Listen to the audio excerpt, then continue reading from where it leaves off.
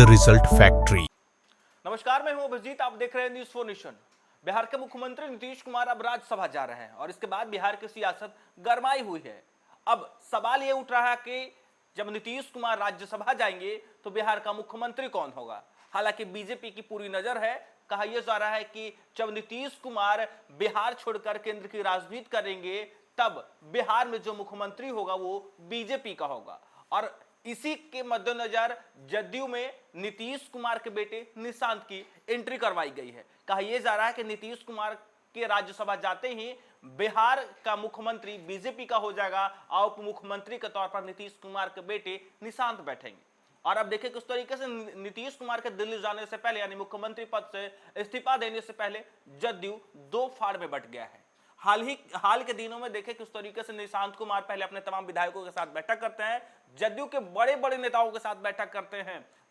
संजय झा जो जदयू के कार्यकारी अध्यक्ष हैं, इसके साथ ललन सिंह जो केंद्रीय मंत्री हैं, इनके साथ साथ तमाम जदयू के जो जिला अध्यक्ष होते हैं उनके साथ बैठक होती है और कहा यह जाता है कि निशांत कुमार उप मुख्यमंत्री बनेंगे। लेकिन बीते दिन देखें उस तरीके से जदयू के जो 14 युवा विधायक हैं उनकी बैठक रुहेल रंजन जो कि जदयू के विधायक हैं उनकी आवाज पर होती है और बताया जाता है कि ये जो तमाम विधायक हैं ये टीम निशांत के हैं।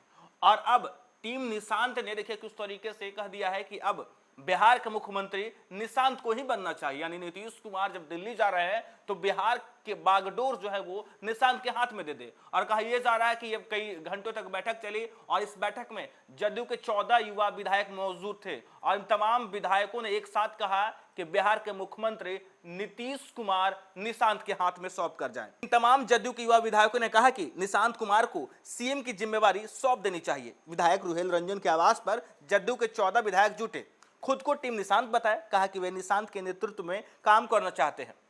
युवा विधायकों ने दावा किया कि वर्ष 2030 का चुनाव निशांत के ही नेतृत्व में लड़ा जाए। इस बार हमने 2025 से 30 फिर से नीतीश के नारे के साथ चुनाव लड़ा और फिर नीतीश कुमार के नेतृत्व में प्रचंड जीत हासिल की। जनता ने उनके चेहरे पर ही वोट दिया और एनडीए को भारी बहुमत मिला। रुहेल रंजन ने कहा कि निशांत को सीएम बनाया जाए। शुभानंद मुकेश ने निशांत को नीतीश कुमार का वर्जन 2 बताया। समृद्ध वर्मा ने कहा कि निशांत ही नीतीश कुमार को आगे ले जा सकते हैं। चेतन आनंद ने कहा कि निशांत बिहार की मांग है। अतिरेक ने कहा कि निशांत पूरा बिहार भ्रमण करेंगे। नचिकेता ने कहा कि हमने सीएम नीतीश कुमार के समक्ष मांग रखी थी कि हमें निशांत से कम कुछ मंजूर नहीं। विशाल ने कहा कि पिछले दिनों बैठक में हमने निशांत कुमार से कहा कि अब उनकी राजनीति में आने का विकल्प नहीं है, अब यह उनकी जिम्मेवारी है। इधर मुख्यमंत्री नीतीश कुमार के पुत्र निशांत ने कहा कि वे शीघ्र ही पूरे बिहार का दौरा पर निकलेंगे। वे 38 जिले में भ्रमण करेंगे और आम लोगों से सीधा संवाद करेंगे। लोगों से घूम कर जनता को समझने की कोशिश करेंगे। हालांकि कहा यह जा रहा है कि सोमवार को पटना के कंकड़बाग स्थित पार्क में अपनी मां मंजू सिन्हा पार्क को श्रद्धांजलि देने पहुंचे थे। कहा कि मां की बहुत याद आती है, आज मां होती तो बहुत प्रसन्न होती। देखिए कहा यह जा रहा है कि निशांत कुमार को लॉन्च किया गया है। यूं कहे कि नीतीश कुमार जब बिहार के सीएम की गद्दी छोड़कर राज्यसभा जा रहे हैं तब निशांत कुमार की जदयू में एंट्री हुई है। और कहा यह भी जा रहा है कि निशांत कुमार को जदयू ने और हालांकि कहा यह निशांत कुमार को लेकर कहा यह जा रहा है कि निशांत कुमार बिहार के उप मुख्यमंत्री बनेंगे। जो मुख्यमंत्री चेहरा होगा वो बीजेपी का होगा। लेकिन इससे पहले देखें कि उस तरीके से जदयू के जो 14 युवा विधायक हैं उन्होंने बड़ी मांग कर दी है।